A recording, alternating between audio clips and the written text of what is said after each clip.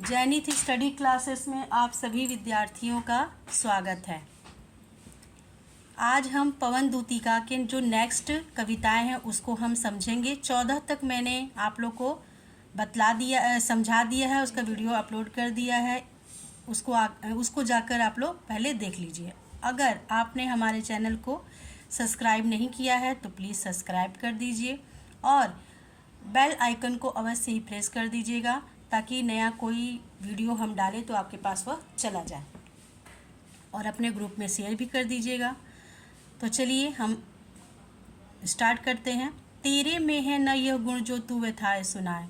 तो इस कविता में क्या कहा जा रहा है, पहले आप इसका भावार्थ समझ लीजिए कि इसमें क्या कहा जा रहा है कि पवन दूतिका जो है वह राधा जी जो है वो पवन दूतिका से कहती हैं कि अगर तुम में यह गुण नहीं है तो कि मेरी सारी दुख भरी कहानी मेरे प्यारे श्री कृष्ण को तुम जाकर सुनाओ।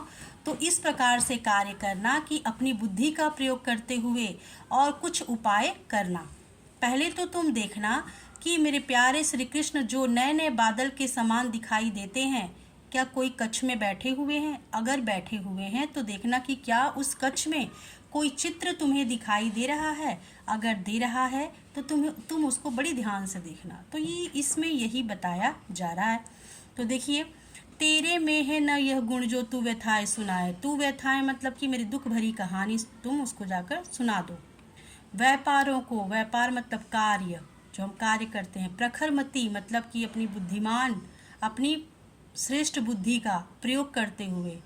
युक्तियों से चलाना मतलब प्रयोग करते हुए इस प्रकार से उपाय करना। युक्ति मतलब क्या होता है? उपाय। बैठे हो जो निस्सदन में, निस्सदन मतलब अपने कक्ष में। मेघ सी कांति वाले, जो नए नए बादल के समान क्या है? दिखाई देते हैं, अर्थात कि सांवले सलोने। तो चित्रों को इस भवन में देख जाना, तो देखना कि उस भवन में कोई चित्र है। अगर है तो तुम उसको बड़ी ध्यान से देखना। तो इसमें क्या है? अर्थ बताया जा रहा है। तो किस प्रकार से आप इसको अर्थ लिखेंगे? ये तो मैं कठिन शब्दों का अर्थ बता रही थी। कठिन शब्द का अर्थ ग्रहण करना आपके लिए बहुत ज़रूरी है। अगर आप शब्दों का अर्थ अगर जानते हैं तो आप अपने आप बना के क्या है, मेरे से भी अच्छा आप लिख सकते हैं। तो चलिए, तो इसमें आप प्रसंग क्या लिखेंगे कि राधा जी पवन दूतिका को क्या है समझाते हुए कहती है कि आप जब वहाँ पहुँच जाना तो किस प्रकार से आप कार्य करना। तो यहाँ से आप अर्थ लिखिएगा। तेरे में है न यह गुण जो तू व्यथाए सुनाए। हे मेरी प्यारी पवन, अगर तुम में यह गुण नहीं है, तुम ऐसा नहीं कर पा रही हो कि मेरी सारी दुख भरी कहानी मेरे प्यारे श्री कृष्ण को तुम सुना दो, तो अपनी बुद्धि का प्रयोग करते हुए इस प्रकार से उपाय करना कि पहले तो तुम देखना कि मेरे प्यारे श्री कृष्ण बैठे हों जो निस्सदन में मेघ सी कांति वाले। पहले तो तुम देखना कि मेरे प्यारे श्री कृष्ण अपने कक्ष में बैठे हैं जो नए नए बादल के समान दिखाई देते हैं। और देखना तो चित्रों को इस भवन के ध्यान से देख जाना कि देखना कि उस सदन में अपने कक्ष में श्री कृष्ण के कोई चित्र टंगा है। अगर टंगा है तो तुम उसको बड़ी ध्यान से देखना। तो यहाँ से यहाँ तक आप इस प्रकार से अर्थ लिखेंगे। देखिए नेक्स्ट, यहाँ से जो चित्रों में विरह विधुरा का मिले चित्र कोई। हे मेरी प्यारी पवन, विरह विधुरा क्या होती है? विरह में व्याकुल स्त्री जो अपने प्रेमी के वियोग में क्या है, बहुत ही दुखी बैठी हो। चित्र कोई मतलब आप देखते हो कि चित्र कई प्रकार के होते हैं। आप खुशी के होते हैं, गम के होते हैं, उद्यान के होते हैं, पशुओं के होते हैं। उसी प्रकार से क्या है, एक विरह में व्याकुल स्त्री का कोई तुम्हें चित्र दिखाई देता है तो जाके निकट उसको भाव से यूं हिलाना। तो उसके पास चली जाना और इस प्रकार से हिलाना कि मेरे प्यारे हो के चकित जिससे चित्र को और देखे। तो मेरे प्यारे श्री कृष्ण उस चित्र की ओर बड़े आश्चर्यचकित से देखने लग जाए। आशा है यूँ सूरती उनको हो सकेगी हमारी। तो मुझे आशा है कि उस चित्र को देखकर उन्हें हमारी याद आ जाएगी कि ठीक इसी प्रकार से राधा भी उनके प्रेम में व्याकुल बैठी होगी।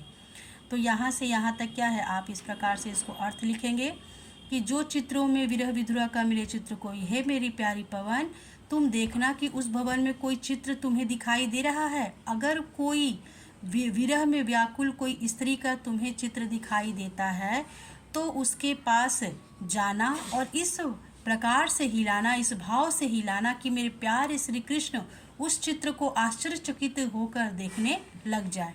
मुझे आशा है, मुझे उम्मीद है कि उस चित्र को देखकर वह हमारी अवश्य ही उनको याद आ जाएगी कि ठीक इसी प्रकार से मेरी राधा भी मेरे वियोग में इसी प्रकार से व्याकुल बैठी होंगी। तो आप यहाँ से यहाँ तक क्या है लिख लीजिएगा अर्थ। नेक्स्ट देखिए, जो कोई भी इस सदन में चित्र उद्यान का हो, ओ हो प्राणी विपुल उसमें घूमते बावले से, तो जाके सनिकट उसके यूं हिला के उसे भी देव आत्मा को सूरती ब्रज के व्याकुलों की कराना। वो कह रही हैं कि अगर तुम्हें विरह विधुरा का चित्र ना दिखाई दे, मतलब विरह में व्याकुल जरूरी तो नहीं कि होगा, है ना। अगर वो ये पहले वाले में 16 वाले में कह रही है कि अगर दिखाई दे तो तुम इस प्रकार से करना, और 17 वाले कविता में क्या कह रही है कि अगर तुम्हें वह वहाँ पे चित्र कोई विरह में व्याकुल स्त्री का न दिखाई दे तो देखना कि कोई और चित्र तुम्हें दिखाई दे रहा है जो उद्यान का है। तो इसमें क्या कह रही है कि हे मेरी प्यारी पवन, जो कोई भी इस सदन में चित्र उद्यान का हो, तो देखना कि उस सदन में, उस कक्ष में कोई चित्र उद्यान का तुम्हें दिखाई दे रहा है। ओहो प्राणी विपुल उसमें घूमते बावले से हैं, और उस चित्र में जो पशु हैं वह इधर से उधर क्या है, घूमते हुए व्याकुल तुम्हें दिखाई दे रहे हैं। तो जाके सनिकट उसके वो हिला के उसे भी, तो उसके पास जाना और उसको भी इसी प्रकार से हिला देना, देवात्मा को सूरती ब्रज की व्याकुलों की कराना। तो इस प्रकार से तुम मेरे प्यारे श्री कृष्ण को याद दिला पाओगी कि ब्रज में भी इसी प्रकार से उनके पशु, गाय, भैंस सब इधर से उधर व्याकुल होकर घूमते होंगे, और उनकी राधा और गोपियाँ भी इसी प्रकार से व्याकुल होंगी। इस प्रकार से उनको याद हमारी आ जाएगी। तो इसमें वो क्या करिए कि अगर तुम्हें कोई विरह विधुरा दिखाई दे तो उसके पास चली जाना, उसके चित्र के पास चले जाना और इस प्रकार से हिलाना। और दूसरे में क्या कह रही है कि अगर चित्र कोई तुम्हें उद्यान का मिले, अगर उस विरह विधुरा का ना मिले, कोई उद्यान का मिले, और देखना कि उस उद्यान में क्या प्राणी जो है वो इधर से उधर, मतलब गाय जो है चरवाही इधर से उधर व्याकुल घूम रहे हो, तो उसके पास तुम जाना और उसको इस प्रकार से हिलाना कि मेरे प्यारे श्री कृष्ण को ब्रज की याद आ जाए कि ठीक इसी प्रकार से वहाँ भी पशु, पक्षी और राधा और गोपियाँ व्याकुल होंगे उनके बिना। तो यहाँ पे राधा जी जो है पवन दूतिका से अपनी व्याकुलता व्यक्त करते हुए वह यह बातें करती हैं। तो नेक्स्ट वीडियो में हम और आगे के कविताओं को पढ़ेंगे। तो अगर आपको यह मेरा प्रयास अच्छा लगा तो इसको लाइक कीजिए, अपने कमेंट्स के द्वारा हमें मोटिवेट कीजिए ताकि आपके अच्छा वीडियो हम लेकर आएँ। चलिए, नमस्कार, जय हिंद, जय भारत।